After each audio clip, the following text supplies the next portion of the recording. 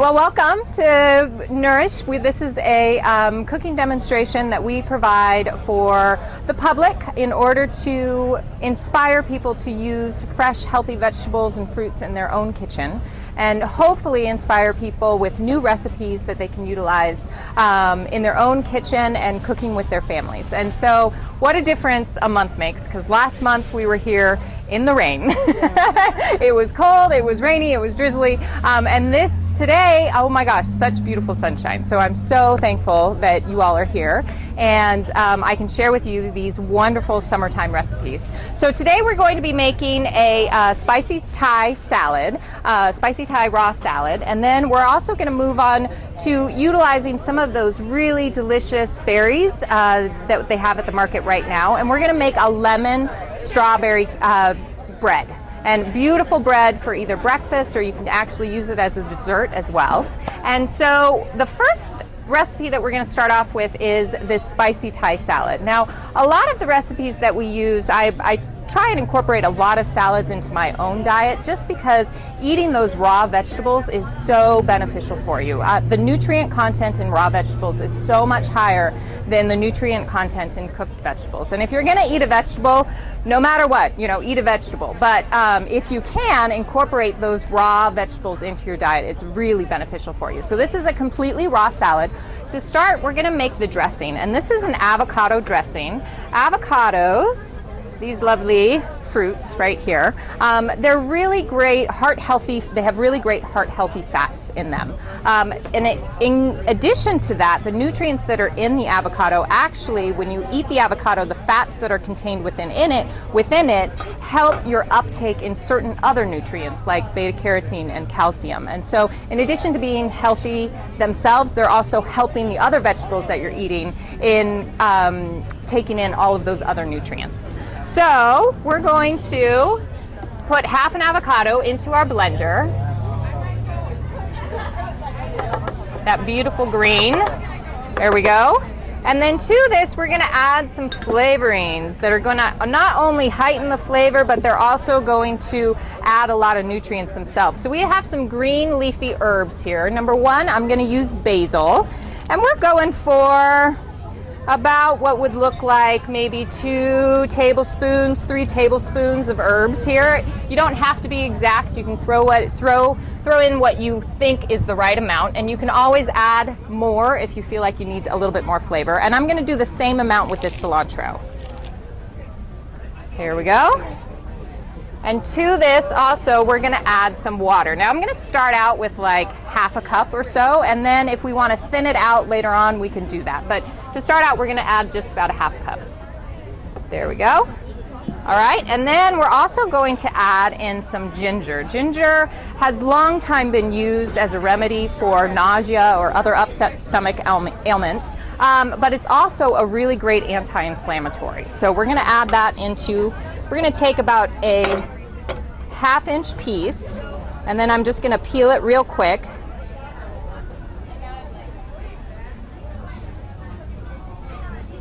I can get that skin off there. And you're just kind of taking off that outer layer of skin. It can be a little bit fibrous in a dressing that you want pretty smooth. So we're gonna take the effort to take that off. And then we're gonna add in another nutrition component, but also a lot of fresh flavor. This is a lime, and limes are, although they're acidic in flavor, they're actually highly alkalizing for your body. So I always try and utilize as much as the vegetable as possible, or fruit as possible. And so I'm going to zest this, and when I'm zesting, really what I'm looking for here is just taking off that very first outer layer where the color is. Once you get down to that white layer, it's called the pith, and it can be really bitter, so you don't want to add that, but a lot of the flavor is contained in that outer skin. So we've zested it, and then we're going to juice it. Excellent. This dressing also makes a great vegetable dip. It's great to have on hand and have in your refrigerator if you're looking for a quick snack or something on the go. Again, you can adjust the texture of it. If you want it a little bit more creamy, or a little bit softer as far as a dressing, but if you want it a little chunky, you can blend it to your preference. So next, we're going to take put our cap on, pardon the noise, and get it rolling.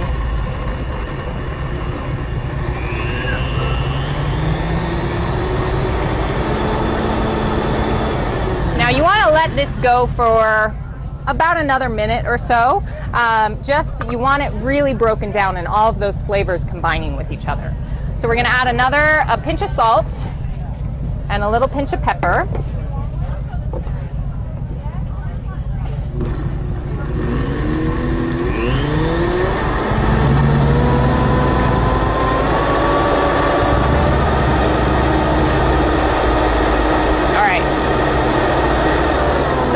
About where I'd like it. You don't want any big chunks in there of your herbs or your avocado. It looks very creamy and delicious. It's about the right consistency. I might just pull this out and look at it.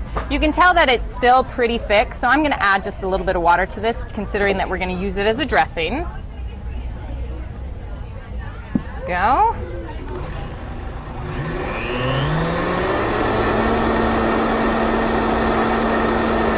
All right. Excellent. Okay, so now we're going to kind of start to compose our salad. And so I have a beautiful salad bowl here. Just going to make sure is wiped down. And then we have some beautiful leafy green vegetables now, or leafy greens here. Leafy greens are the highest or the most nutritious of all the vegetables you can eat that contain antioxidants and nutrients for your body. They're incredibly beneficial. So we're going to start off with a bed of those. And then I'm just going to make some room here. Okay. There we go. We'll put that there. Perfect. All right. So now I have a bell pepper. Bell peppers are really high in beta carotene.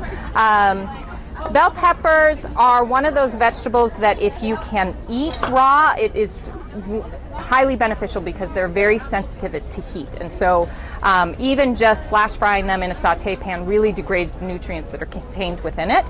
So we're going to eat this, just slice it into very thin slices.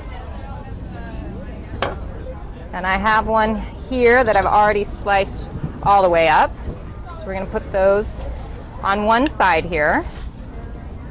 And then I've got a cucumber that I'm going to spiralize. Now, if you don't own one of these are a little spiral gadget that you can get at pretty much any kitchen store nowadays. I love this one because it's handy. I can take it with me when traveling, super easy. And I feel like it does a really great job. So what you do is you have your cucumber here, you stick it into your spiralizer, and you turn. And what that does is it creates kind of long noodles or ribbons. You can use these for like zoodles or squash noodles. And you just continue to turn it, and it creates these really amazing kind of threads of cucumber. Now, if you wanted to just use the cucumber as is and chop it up, you can. I always say that everybody knows you eat with your eyes. And so what this is doing is not only creating different textures as far as mouthfeel, but also visually, it's visually interesting to look at. So I'm going to give that one chop just to kind of cut those noodles a little bit. And then I also have some that I've spiralized. And so that's about 1.5 2 cucumbers right there. We have some beautiful shredded carrots that are going in. Again, if you wanted to chop them up, you can if you don't have time to shred them, but I'm looking for a little bit of visual interest here. And it's a great kind of juxtaposition between the shredded carrots and the sliced peppers right there. And then we're going to add, I have some edamame here to increase the protein content. Add a little bit more texture difference. Pardon? Yeah, these have been steamed. So usually what I do with edamame is I get the frozen ones that come in a bag and I just defrost them in the bag. And so these have been cooked, but then they've been frozen and then I just thawed them, yes. You could put them, if you were using raw, you could flash cook them into a steam pot or boil them very quickly. Pretty easy there. And then let's see here. Oh, I have some microgreens. Now microgreens are just little lettuce leaves. You can get them in different lettuces. But really the nutrient content, some of these microgreens have 5 times the nutrients that are in the larger lettuce counterparts. And so these are fresh, and micronutrients tend to lose their nutrients tend to lose their strength very soon after they're picked, and so it's very important to eat them as fresh as possible. So those aren't sprouts; those are actually like small plants. Exactly. Yeah. All right. So we have our beautiful color in our salad here, which is looking delicious, and then I'm just going to check.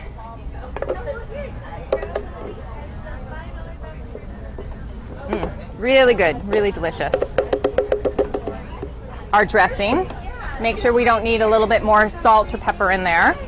Now, if you wanted to, one thing that you can do to spice this up a bit, the ginger that is in there is going to add some back heat. And if you just like that back heat, that small amount of back heat, that's great. But if you wanted to increase the spice in this, you could always add a Thai chili pepper or half a Thai chili pepper, a quarter of a Thai chili pepper, a little cayenne pepper, sprinkle of cayenne pepper in here. I'm not going to do that because I want to make sure that we have a salad friendly for everyone that's here today. But the great thing about this salad is even though you have that heart-healthy fat coming from that avocado, there's no other fat in here. So it's really maximizing the benefits of that avocado and those heart-healthy fats. Excellent. And then I'm just going to give this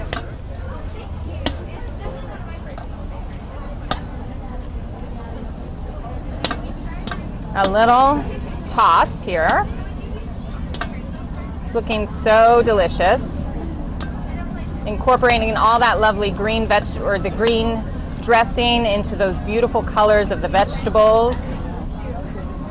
And I'm a firm believer in seasoning and adding a little salt where you can. That salt is a flavor enhancer, so it's going to help to heighten all of that fresh tasting vegetables that you have in there.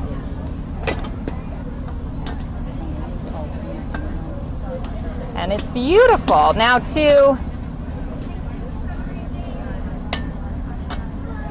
as a little garnish, I'm going to take some of these beautiful spring onions here, and I am going to just slice them up really quickly. Green onions always remind me of my grandmother because she's taught me how to just take that little stem off and dip them in a little salt and then eat them raw. I love her dearly, but her breath was horrible. All right, so I'm going to sprinkle a little of that in here. And then we can serve this up. Now I'm going to put this on the back table so that when we're all done, you guys can come and serve yourself some salad if you would like to try it. Mix that around a little bit. But the colors in there from the carrots and the peppers and the cucumbers, it's really a delicious, makes a great lunch, makes a great side dish. Oop. Actually, I'm going to keep that out of the sun and I'm going to put it down here. There we go. And then that can be ready after we're done. All right. So the next sweet treat the next recipe we're going to be making is a little sweet treat. It utilizes the beautiful strawberries that are in quite possibly on every stand right now. And I got some strawberries at the market yesterday and I cut them up into little bits. And so what we're going to be making is a lemon strawberry bread. And like I said before, it's great for breakfast. It's gluten-free, but it's also a wonderful lighter end dessert if you want to serve it when you're entertaining or with your family. And so to start off, we're going to start off with our dry ingredients. I have about a cup and 1 3/4 cup of gluten-free flour. This is a 1-to-1 gluten-free flour blend. You can utilize what you like. And then I also have some cornstarch here. I'm going to mix that in. And I have some turbinado sugar. Now, turbinado sugar is less processed than your normal white sugar that you would get at the market, so it's a little bit better for you. It contains more of the nutrients of the original sugar cane than white sugar would. So we're going to add in our sugar there, and then I have some baking soda, some baking powder, and a little pinch of salt. We're going to add that there. So I have my dry ingredients, and I'm just going to use a whisk to combine all of those flours and sugars together so that it's easier when I incorporate the wet ingredients and mix it all together. All right, here I have my wet ingredients, and I'm going to start out with some coconut oil. Now, you could use another kind of flavorless or oil here if you wanted to use like a sunflower oil or something like that. I like coconut oil. I use it a lot in my baking, especially with gluten-free and vegan, vegetarian baking, because it acts very similarly to butter. It is a solid at room temperature, so is butter, and so in baking it reacts very similarly. So to that, I'm also going to add, this is some plain yogurt. So we're going to add the plain yogurt in there. That's going to increase just a little bit that protein content, but also you're replacing some of the fats that you would use either with other oils or butters or something like that, and you're replacing it with a more healthier option. And so we also have 2 eggs. There you go. 2 eggs, and then I have a lemon. I'm going to use I'm going to zest just this outer portion here and take that really heightened fresh flavor off the top. And then I'm looking for this is a super juicy lemon. I can feel it as I'm rolling it out on that cutting board. So I'm going to do about a half a lemon here. It works out to about 3 tablespoons or so. Again, don't feel like you have to be super exact. Excellent. You could substitute, if you wanted to switch up the flavors a bit, you could substitute like an orange in here. Would go really nicely with the sweetness of the strawberries. And again, you could mix up the fruit you put in here as well. If you want to utilize this recipe during blackberry season and do a lemon blackberry cake, or a raspberry would be lovely with some orange. So you can kind of take this recipe and make it your own. And then we have a little vanilla, about a teaspoon or so. And then, push this aside a little bit. Excellent. I have some almond milk. You can use any other milk if you wanted. If you had regular milk on hand and you wanted to use that, you can feel free to use whatever. That almond milk is what I had on hand this morning. And now I'm going to incorporate my wet ingredients into my dry ingredients. And that sugar, in a regular recipe, that sugar usually kind of combines with the fat and is not as noticeable. But in this recipe, that turbinado sugar is going to stay in that little granule state while you mix this through. So don't be scared if you get to this point and you think it's a little dry, a little spongy, and you can still see those granules of that turbinado sugar. That's how it should be. And so we mix our batter through, just like that. We're not worried about developing any gluten here because this is gluten-free flour. And then we have our baking loaf here. And I'm going to spray it down. This is just a little spray of some coconut oil. And I'm doing that to help myself so that in the end I'm not struggling to get this bread out of that pan. Where do you get spray coconut? You can get it pretty much at every market nowadays. Yeah. And I can't forget to add in my strawberries. I almost forgot. Those beautiful red strawberries. That's really, you're not adding, the total sugar in this bread is about 3/4 cup, so it's not overwhelming. So you really need that sweetness from the strawberries to really enhance the bread. So we're going to put that into our bread pan, and as you can tell, that batter is kind of very, very spongy. And so you're going to spread that through,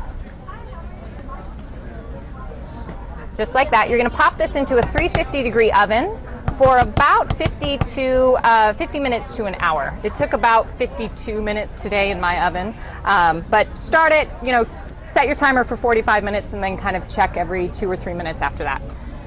All right, so once that's popped into the oven, you have this beautiful cake bread, and there are 2 pieces missing because my girls couldn't wait this morning. Exactly. So this is the lemon strawberry bread, and again, feel free to make, the recipe is very versatile. You can use pretty much, if you had peaches, you could do peach. If you had, yeah, exactly. You can also, feel free to make it kind of cherries. That would be delicious for sure. Yep. So it's a good base recipe to kind of make your own. So does anybody have any questions in regards to some of the recipes that we did today? These will all be on the Yes. So this program has a website. It's called Nourish Food for Life. And if you go to nourishfoodforlife.com, all of the recipes that we do here at the Farmers Market, as well as our other location at Natural Grocers, which is tonight at 6:30, all of the recipes are housed on that website. And so it's super easy and a great resource to go to if you're looking for a little bit more health-oriented recipes to use in your own kitchen. Are you doing different recipes in the evening? Currently, no. Yeah. Am I missing? Yeah. No, usually the recipes that we cook here are the recipes that I'll do in the evening as well. We've just found that having 2 time frames is really accessible for people. Some people can't make it in the evening, some people can't make it during the day, so it's been really beneficial in that regard. So if you have any questions, you can feel free to come up and ask me. I'll put the salads out here as well as the bread, and you can come and feel free to take a little bite and tell me what you think about the recipes. So, yeah. All right. Yes, please. Good, I'm so glad. That starch, that cornstarch in there really helps it, acts a lot like gluten, and so it really kind of fluffs it up a bit. And good. Oh, I'm so glad. Good. Yes, please help yourself. There's some salad in the back too if you're. No, it's not an overbearing flavor for sure, especially with that basil incorporated in, because it's kind of counteracts each other as far as the flavor.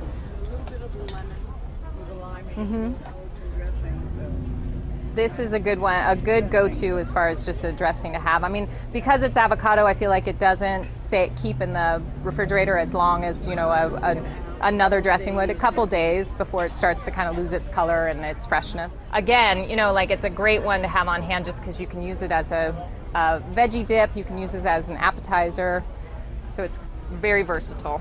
What are you making? Oh, we have it back here if you would like to try it. We made a spicy Thai salad as well as a strawberry lemon bread. All gluten-free, health-oriented, nutrient-dense. Yeah, you can feel free to try it if you have a moment. Okay. It's not too spicy. As they get, I've tended to cut back on the spice just because I. That one sounds really interesting. Yeah, here. Thank you. You're welcome. There you go. Because I love strawberry. Good. I know. It's a perfect. Recipe for that? I do. It's on our website. It's Nourish. Oh, okay. Well, in that case, I will give you that. This is good. Yeah. Oh, that's a maker. Salads. I eat salads a lot, but so I'm fine with making my own. But when I go Well, if you're looking for a good resource, all of these recipes, so nourishfoodforlife.com, all of our recipes are on that website, and it's part of our cooking demonstration program. And there's a lot of healthy salads on there that are kind of new and inventive and not something that you would see, or within your regular recipes that you have in your own home. So if you're looking for a little bit of inspiration, it's a good resource. Yeah. Yeah, dressing has a lot to do with how things taste. Yes, exactly. And it's Thai inspired, so it's got a lot of ginger and lime and some cilantro and basil. That's why I love it. There Yeah. you go.